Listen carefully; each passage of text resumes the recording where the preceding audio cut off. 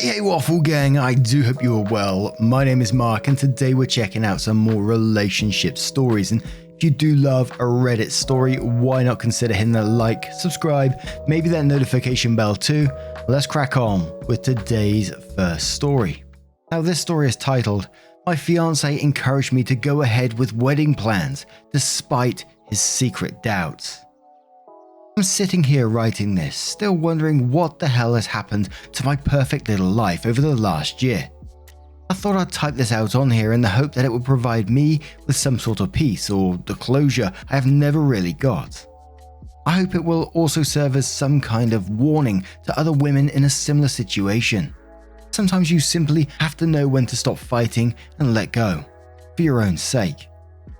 So here's the backstory. My fiance, Ed, and I have been together since we were 16. We met in high school. Couldn't stand him at first. He was really arrogant, but as time went on, I warmed to him and we began dating. We ended up going to universities very close together and visited each other regularly. During this time, he helped me through some very difficult times involving my own mental health and parent breakups. After graduation, we moved in together, renting, and after 7 happy years of being together, Ed proposed. It wasn't something I was expecting, but I was really happy and said yes. We bought a house together and made plans for the wedding. We booked a venue and I bought my dress. He let me do a lot of the organizing, but didn't try to stop me and gave his opinion when asked. Well, it all started when a mutual friend, let's call him James, from university was due to come to stay with us for a few days. When he arrived, Ed rushed him straight off to buy food and beers. I offered to go with them, but he refused, insisting I stay at home. I found this odd. He was acting sort of strange, like he didn't want me around. Something didn't feel right, but I let it go and began prepping dinner. When I realized I was missing some ingredients, I phoned Ed to ask him to pick up the missing items. He was really blunt, almost cross and frustrated that I'd disturbed him. I asked him how long he thought they would be and he said he didn't know. And that was when I pressed him as to what was wrong. That was when the shit show really started. He went silent for a bit and then said he needed to tell me something and would come home to do it. When he got home, James was not with him. He said he was waiting for him at the pub. He told me that he didn't know what he wanted anymore and that he'd been trying to find the right time to tell me this. He invited Ed down to help him find the strength to tell me, as they have been chatting about it for months. Yeah, that one was a punch to the guts. For me, this all came completely out of the blue. I just stared blankly at him in disbelief. It was like he had hit me with a sledgehammer. I had no idea where this had come from. I was utterly blindsided. I know it sounds strange. Shock, I suppose, but all I could say was, what about James? What about the wedding? What about the house? He said that if that was the first thing that came into my head, then I obviously didn't love him either. I couldn't take it in, and then he said he had to go meet James, who was waiting for him, and we could talk later. And then he left just like that, as though he hadn't just dropped a massive bombshell on our hopes and dreams. Fuck. I was on my own in the house trying to process all this. I had to get out. I just couldn't sit there waiting. I took off the engagement ring, left it on top of the drawers in our bedroom and just left. I went to a friend's house, let's call her Sally. Sally was at work and couldn't get away for a few hours, so I just sat in her garden staring into space. I knew I should go home and talk things through, but I couldn't. Shock maybe? I don't know, but I couldn't move. When Sally got back, we headed straight for the pub. Had several bottles of wine between us, got seriously drunk and had a long chat about what had happened. Sally was as shocked as I was. I spent the night at her house, in the morning being violently sick in her bathroom. I dreaded the thought of going home. I assumed he was there with James, feeling the complete opposite of me. Total relief, and just made me cry even more. Eventually, Sally persuaded me that I had to go home and face him. She couldn't come with me as she had a work shift. James made himself scarce and my fiance told me he had been feeling like this for months. In fact, almost 6 months for fuck's sake. But just didn't know how to tell me. I mean, what the fuck? He was actively encouraging me to make wedding plans when he knew he didn't want to get married. Seriously. He could have at least saved me the humiliation of cancelling wedding venues, returning a dress, luckily unaltered, telling my parents who had so far paid for everything, and the vicar. I felt like a total fraud having to inform him after we told him about our total commitment and love to one another. My fiance said he had been trying to make up his mind. I felt so betrayed, so stupid and so naive. It was not the fact that he was having doubts that was the problem. It was the fact that he waited so long to tell me. He led me on. I begged Ed to leave, but he said he had nowhere to go and that it was his house too, and he would sleep on the living room floor until he got something sorted. The pain of lying in our bed knowing he was downstairs was unbearable. Seeing him each day broke my heart, and all the while he seemed so unaffected, like a massive weight had been lifted from his shoulders. We barely spoke. James was still staying with us and my fiance used him like a shield. I felt like I was totally going mad and there was nothing I could do. This went on for several weeks. I think I was near breaking point by the end, and it's hardly surprising I eventually snapped. James went home and Ed carried on sleeping on the couch and continued to say he was still unsure of what he wanted. I was a nervous wreck. I couldn't move forward and I couldn't move back. It was like he was holding me prisoner in limbo while he made up his sodding mind. I kept begging him to just leave and get it over with. It was horrible having the man I loved being so cold towards me. OP then went on to say, "But if you thought that my life at that stage was fucked up as it could get, then you would be wrong. Because get this, Ed decided it would be a great idea to move his brother Jack into the house." What the fuck? He said Jack needed somewhere to stay for a few weeks until he found something more permanent. Another shield, I guess, just like James. I tried to say this was really not a good time to have someone else in the house when we were trying to sort our relationship, but he just shrugged and said he had to help out his brother and that it was still his house too. I'm not sure I actually agreed. I was so stunned and exhausted by everything that was happening, I just let him get on with it. My life was spiraling out of control so fast that I could barely keep up. So Jack moved into the spare room while Ed continued to sleep on the couch. While Ed continued with life seemingly as usual, I continued to fall apart in a home that no longer felt like my own, with Jack constantly underfoot creating carnage. Don't get me wrong, Jack was a nice enough guy and everything, but he could be a little strange and I just wasn't in the right frame of mind to cope with it all. Maybe he was meant as a distraction from my relationship issues, but the situation was just surreal. Ed said it was only for another week or so and then Jack would be gone. But Jack didn't leave. A month in and my mental health was seriously deteriorating. It was like torture. My job was very emotionally draining and trying to keep on top of that when everything else that was going on was a marathon effort. My boss was very understanding but still couldn't go on forever. It all came to a head when it became time to make a decision about a holiday Ed and I had booked earlier in the year. The question was, were we going to go together, ditch the holiday, or just one of us go on our own? As usual, Ed could not decide what he wanted. He said he needed to know what I wanted to do. Well, that was like a red rag to a bull. I totally lost it. Something snapped. I grabbed the open bottle of fabric conditioner for the laundry I was doing, his included by the way, and hurled it straight at him. I screamed, "You need to know what I want to fucking do. You need to know. Fuck you, I want you out. That's what I fucking want."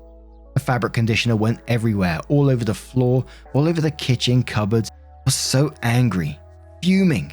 He just looked shocked and didn't really know what to say. Later that day, we made arrangements for him to go stay with his friend Ben nearby. That evening, Ed left, but Jack stayed. It was a couple of days before I heard from Ed again.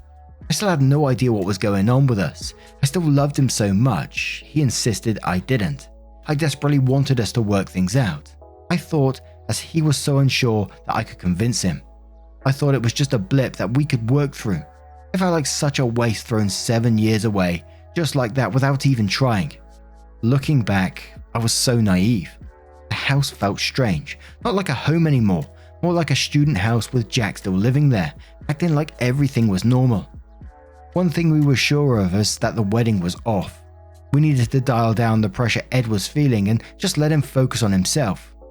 I cancelled all the arrangements. My parents were sad but understood and remained supportive of us trying to fix things. But I felt like a ticking time bomb. I started drinking a lot just to try and stop the constant thoughts in my head, the doubt and the pain. Looking back on it now, what I needed was closure. I needed Ed to say it was over and that I could start to move on. But he just wouldn't do it. He was waiting for me to do it. He didn't want to be the bad guy. I still loved him. I was still convinced there was a chance, that there was something worth fighting for. I couldn't save myself and things just kept getting worse.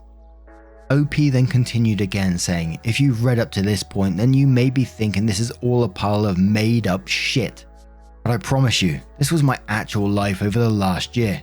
But before all this happened to me, I wouldn't have believed it was possible either, so I do get it. It's a long story. As I said, it happened over the course of a year.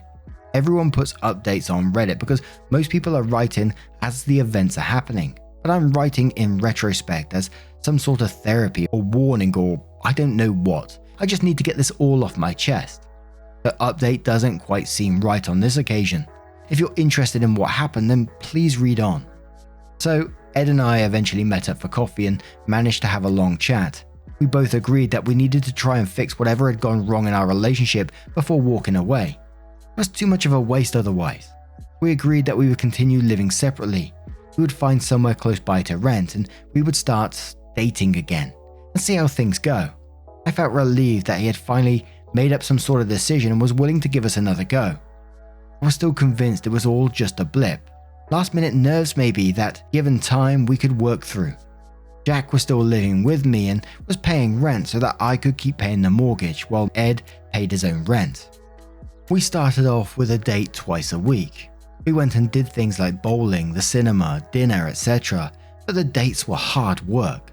I had to do a lot of the talking and he just looked less and less interested each time we went out. I was beginning to feel like he was doing what he had done before. Like he was stringing me along because he didn't want to be the one to make the final decision to end things. To be honest, I was beginning to get the message. Deep down, I knew I should just let him go, but I just couldn't. I needed it to come from him. I needed to hear from him that it was over. I continued to struggle mentally. I began going out a lot with old friends in the evening after work. Pubs, drinking, clubbing, and endless late nights. It was exhausting and I looked like shit, but I guess it kept me distracted and got me at the house, which no longer resembles a home in any way. It's just a place to crash. Sometimes Jack came out with my friends and sometimes he's just stayed in the house and wallowed in his own filth and self-pity. He's lonely, I think. Then things got even more complicated. Another mutual friend of ours, Callum, who had been in a long-term relationship with Sally, emailed me. The email was long, but it basically said that he no longer loves Sally and that he was in love with me. He wanted me to finally break things off with Ed and for us to start dating each other. Oh my god, as if my life was not messed up enough already. Poor Sally. I have to admit I was tempted. I liked Callum, we got on well, but I couldn't do that to Sally. Callie was also good friends with Ed. How would that look? So I turned him down and begged him to be honest with Sally and not put her through the same shit I was going through. He didn't tell her and it was like history repeating itself. I had to decide whether I was going to tell Sally or not. What if it was a wobble on his part? What if he changes his mind and realizes he wants to stay with her? Then I'd be ruining things between them for no reason and potentially causing more drama between my boyfriend and me. Fuck. Rightly or wrongly, I made the decision to not get involved. I couldn't help myself, let alone anyone else. It was a decision I deeply regret. Sally did eventually find out from Jack and we haven't spoken since. Things were starting to turn sour between Ed and I. The dates has fizzled out and he seemed to be avoiding me and making up excuses as to why he couldn't see me. But he still wouldn't just end it. I know you're probably all screaming at me right now. Why didn't you just end it yourself and be done with him? I just couldn't. I couldn't make myself face the truth. I was still in love with him, or maybe it was just the idea of him, of us, but either way, I just couldn't. But over time, I began feeling anger slipping in. Anger that he wouldn't end it, be honest, closure. Was that what I was looking for from him? If I ended it, then I would always wonder. If he ended it, then there was no wondering. Sounds pitiful and pathetic, I know, but it is what it is. After about 3 months, the dates between Ed and I had fizzled out. We were all over in reality, but mentally were still very much attached. I still had not got the closure I needed. One night I was out on another messy pub crawl with friends. While we were walking between venues, I saw Ed with another girl. I'd always wondered if he had met someone else while we were engaged or had started seeing when we were trying to fix things. Whenever I had asked him if there was someone else, he had fiercely denied it. But now I wasn't so sure. Maybe I was just completely paranoid. I don't even know why it mattered anymore, but it did. I need to know. I need answers to explain just what had happened to us, to him, as he had still never really given me a proper explanation.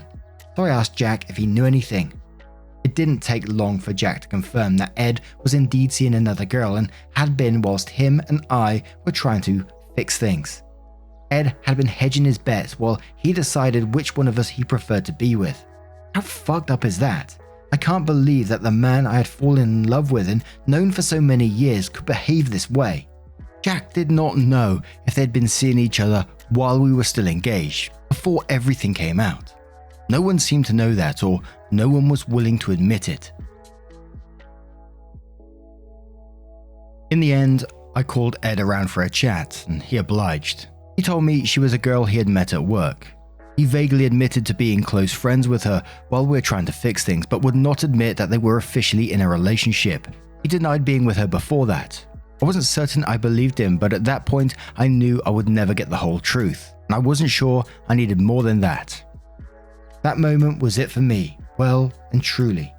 It gave me the closure I needed. The thread was cut. I let him go. I'd crossed the line, and the love I once had for him turned into pity, anger, and loathing.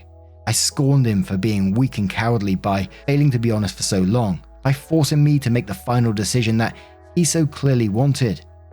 I was still a total mess, but not because I want him back now, instead because I now had to begin rebuilding my life. What I had thought would be my future no longer was, and it was terrifying. OP continued, but the tale of my shitty year doesn't end there. Oh no. There was one more bit of dirt on my ex still to come. One more nail to close the metaphorical coffin that was our relationship. A year on from when all this started, I was finally able to buy Ed out of the house. Jack continued renting the spare room, would you believe, as I needed a lodger and, well, better the devil you know and all that. Callum ended up cheating on Sally with some other girl and moved into a bachelor pad with Ed briefly before Ed moved in with his new girlfriend. Sally dated Jack for a bit. I know, I'm not making this shit up, really, before breaking up with him. Shit show, right? But here comes the final nail. As I have already said, Jack can be a bit strange sometimes. He's a total computer whiz. It turns out he was spying on Cyber Ed using passwords he had somehow gotten a hold of. He had been accessing Ed's emails and the sites they led him to out of morbid curiosity and boredom. He told me that he had found dirty emails from men addressed to Ed, and when he followed the links, they led him to gay websites/dating sites that Ed was a member of. Now I have nothing against gay men, but how much more was there that I didn't know about my ex? The man I'd lived with for 7 years, the man I'd planned to marry, and some of the emails and messages between him and other men were so explicit. How had I not known? There were emails about meeting up as well. Ed was still dating the girl I saw him with, and he was still active on these sites. I wondered whether I should warn her, or whether I should just stay out of it. Was I the arsehole for not warning her and potentially leaving her to suffer the same fate as me? I felt like I was only just starting to recover, and I didn't want to get dragged into Ed's shit anymore. And now I have reached the end of the saga that has been my life for the past year. I'm healing slowly. I'm rebuilding my life and getting my shit together slowly. I don't really keep up with Ed anymore. I find out snippets of information about his life every so often from Jack. He recently told me that Ed's girlfriend is pregnant, and here's the real twist. It's not his baby. She's been cheating on him. I don't know what he will do, and to be quite honest, I don't think I care one bit. Writing this has helped as I hoped it would. Thank you for reading, and I welcome all the thoughts and judgments you wish to throw at me. But in writing this, I hope to also provide some sort of lesson to those in a similar situation. Sometimes you have to let go. Sometimes there are no answers and you will not find the closure you are looking for. only more pain.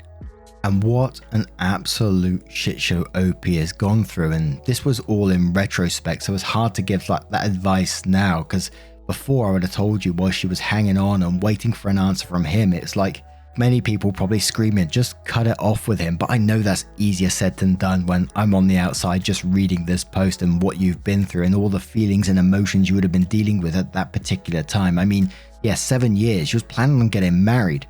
To have all this then come at you. And like you said, your mental health deteriorating, drinking too much, and just dealing with all that at the same time. Crazy stuff. The last part of the story where you said, you know, his girlfriend is pregnant and the real twist is not his baby, she was cheating on him. I'd like to know, I don't know, curiosity, I guess, his thoughts on that and how he feels from that as well. And also the conversations between Jack and Ed now. I mean, they're brothers, right? And he's found out a lot of new information about his brother. Will he ever tell him? Because I mean, he found out that information through, I don't know, accessing his accounts, which he shouldn't have been doing to begin with. But again, what an absolute time you've been through. And all I can do is really wish you the best for the future. And I'm glad that writing this out has helped you. And hopefully you're able to move on with your life in a productive and positive way. I wish you all the best, OP, but what do you guys make of this one? Is there any advice you could give to OP? What's your reaction? I mean, it was just one thing after another in this particular story. Let us know your thoughts down in the comments below. And just a huge thank you from the bottom of my heart for getting involved in today's stories. Your love, support, and time means the absolute world to me. And if you'd like to support the channel further, absolutely never any pressure. You know, it's never expected, but always appreciated. As I always say, you can go to patreon.com/marknarrations or click the join button down below for YouTube. Usually helps out, but again, never expected. And hopefully I'll see you in the next one. Take care and much love. Wake up, get up, stretch my legs, eat some breakfast, milk and eggs, brush my teeth up, wash my face, throw my clothes on, start my day. Wake up, I can smell the smoke from the bacon. Let's go, see the sun shining from the windows. Okay, I know that today